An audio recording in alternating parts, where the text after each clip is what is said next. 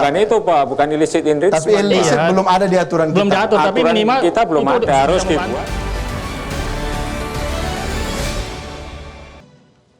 300 triliun membuat saya minum kopi dulu deh, kesukaan saya. Andaikan aku punya 100 triliun, saya akan beli kopi ini saking enaknya. Pak Yunus Hussein, mantan kepala PPATK, tolong Bapak jawab singkat dulu. Tanpa analisa dulu.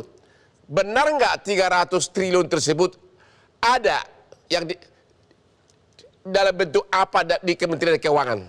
Ada atau tidak 300 triliun tersebut? Kalau secara fisik uang sebesar itu belum pernah diungkapkan ya. Kalau secara angka mungkin itu menunjukkan mutasi transaksi yang kumulatif selama 2009 sampai 2023 bisa-bisa saja. Oke. Karena ini kan range waktunya lama sekali, 14 tahun, sekian ratus orang, dan melibatkan banyak ini. Oke, kasus pidana 14 pajak tahun dan melibatkan banyak pejabat Kementerian Keuangan, sudah 300 triliun. Tapi tidak satu perak pun dimulai penyidikan atas 300 triliun tersebut. Masih sudah Pak, untuk pajak ada 17 kasus TPPU yang masuk ke pengadilan. Ya. Saya ikut menjadi ahlinya. Untuk cukai dan kepabeanan ada beberapa kasus di Bandung, penyelundupan, di Boyolali, di Jawa Tengah ada kasus cukai palsu dan tanpa cukai. Artinya Jadi bahwa sudah ada jadi penyidikan Pak. terakhir, artinya 300 triliun itu memang nyata ada kasus skandal di Kementerian Keuangan. Itu aja, yes or no Pak? Ada ya? Ada kasus tidak pidana perpajakan, tidak pidana penyelundupan, tidak pidana cukai, dan kasus personel pegawai. Terima kasih, terima kasih. Pak Didik, kalau melihat betapa parahnya ini, kapan undang-undang perampasan aset dan pembuktian terbalik pidana korupsi mulai diinisiatif? Atau DPR takut karena DPR yang kena duluan? Pagar makan tanaman. DPR, political will dan action will-nya udah jalan. Bahwa, jadi yang tidak jalan siapa? Ntar dulu Pak, Bang. Ini RUU perampasan aset ini sudah kita putuskan masuk di dalam prolegnas prioritas 2023. Ya. Artinya harus kita mulai bahas dan selesaikan. Nah sekarang positioning RUU perampasan aset ini masih diharmonisasi oleh pemerintah karena ini adalah inisiatif pemerintah. Segera setelah kami tunggu pemerintah menyerahkan kepada DPR, kami siap untuk segera membahas secara cepat sesuai dengan keinginan mengenai pembuktian terbalik. Karena perampasan aset kayaknya nggak efektif kalau sistem pembuktian terbalik tidak diterapkan. Itu mungkin nggak sistem pembuktian terbalik? Artinya wajib warga yang tidak bisa membuktikan, pejabat yang tidak bisa membuktikan hartanya dari mana dianggap korupsi.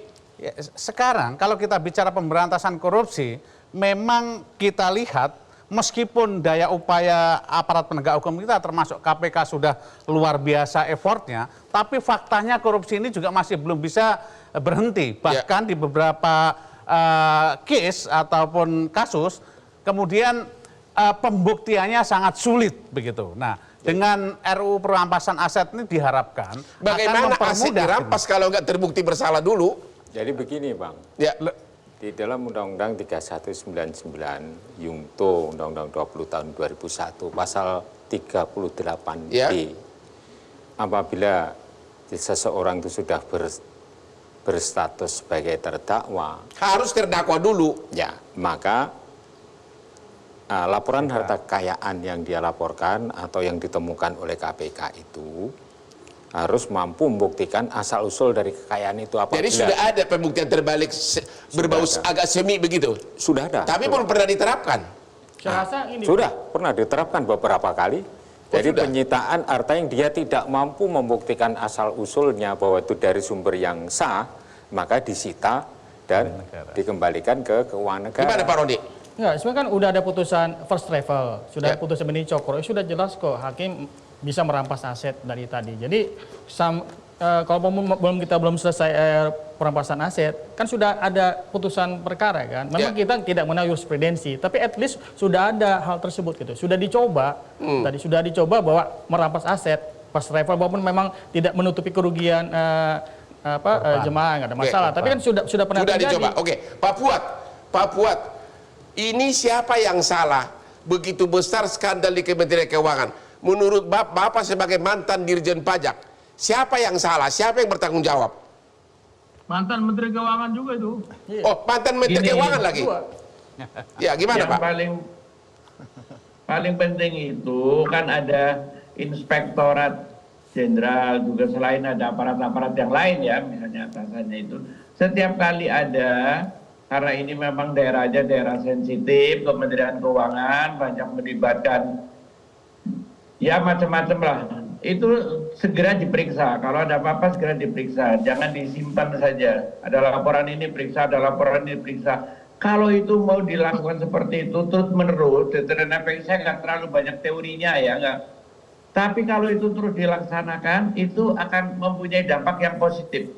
Begitu ini coba itu diperiksa, begitu ini coba itu diperiksa, begitu ada yang janggal itu diperiksa, begitu.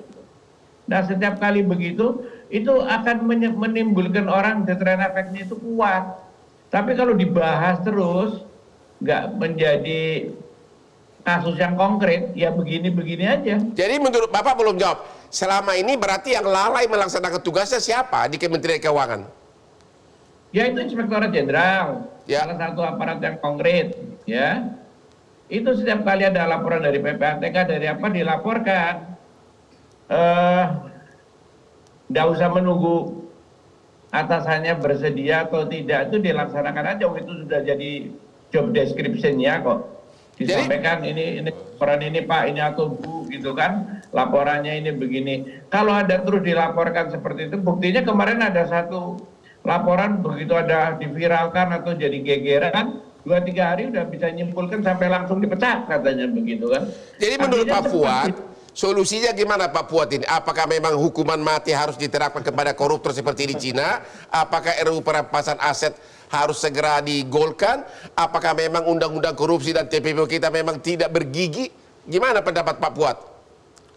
Ya kalau itu sih tergantung kepada si DPR dan pemerintah.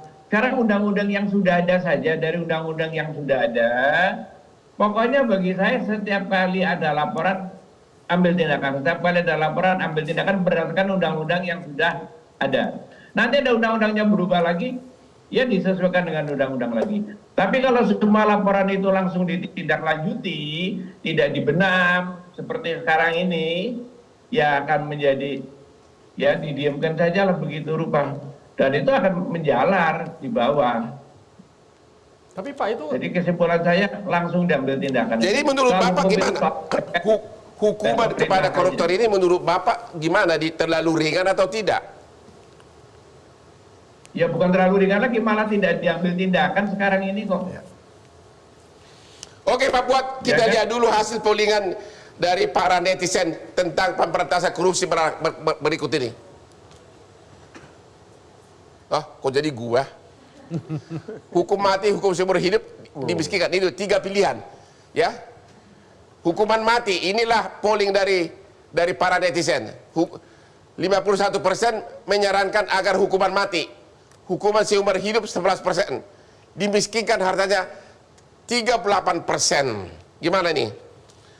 Ya, Apa Bang, pendapat gini, Bapak? Jadi begini Bang, Ya. jadi sebenarnya tadi ada berbagai diskusi. Ini undang-undang korupsi kita udah cukup belum?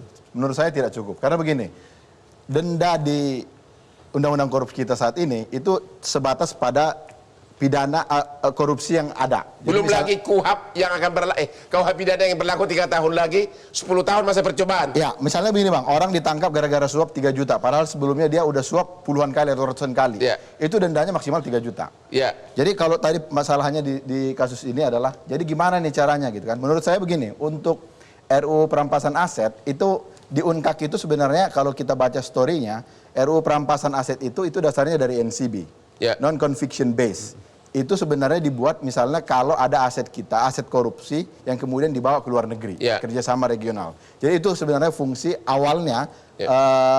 RUU perampasan aset. Makanya dasarnya itu UNKAK pasal 54 ayat 1 huruf C. Tapi menurut saya untuk kasus-kasus sejenis, ini sebenarnya udah... Jadi intinya apa yang harus dirubah? Illicit enrichment. Jadi, Ya, apa itu? Jadi mempidanakan Ya. pejabat yang memiliki harta kekayaan tidak wajar. Caranya gimana? Di UNKAK sudah ada pasal 20. Jadi setiap pejabat yang memiliki harta kekayaan yang kenaikannya signifikan, Di pasal berapa? 20 UNKAK. United Nations Convention. Itu kan tidak berlaku di sini. Kita sudah ratifikasi sejak 2006. Tinggal dimasukkan, dan di RUU perampasan aset sebenarnya sudah ada, cuma kurang dimodifikasi sedikit karena RUU perampasan aset itu pendekatannya perdata. Ya. Tapi kalau illicit enrichment itu pendekatannya pidana. Ya. Jadi kalau di negara lain itu di Malaysia sudah, Filipina sudah, Brunei udah, Cina sudah lama, Bang. Itu kalau ada pejabat yang tiba-tiba hartanya aneh, hartanya tidak wajar, tidak bisa dipertanggungjawabkan, selain bisa dipidana 2 sampai 20 Jadi tahun. menurut Bapak sebenarnya kita sudah meratifikasi bahwa 2006. Tapi belum bahwa- ada hukum positifnya. Kenapa? Jadi ratifikasi itu harus ditindaklanjuti, harus ada hukum positif. Enggak, sudah ada berupa Pak. Itu undang-undang di Undang-Undang 1 Indonesia. 2006 tentang tindak pidana itu kan mutual legalization itu sudah ada di situ. MLA. Bukan itu Pak, bukan illicit enrichment. Tapi illicit Iya. belum ada di aturan Belum kita. diatur, tapi Aturan minimal kita belum itu ada, bisa harus membantu. dibuat oleh Artinya DPR. tetap peraturan yang mengenai pejabat memperkaya diri tanpa jelas belum ada sampai Belum sekarang. Ya, ada. kalau itu ada, Bang, itu semua yang aneh-aneh. Contoh kasus ini, Rafael, itu langsung bisa dipidana. Di Oke, negara jadi lain itu bisa didenda masalahnya. juga. Ya. Bukan hanya perampasan aset belum ada undang-undangnya, tapi juga undang-undang yang mengatur tentang Illicit enrichment. kenaikan harta tiba-tiba dari seorang pejabat. Aku takut nanti rekan-rekan saya di DPR banyak yang kena. Oke, kita istirahat dulu sesudah yang berikut ini.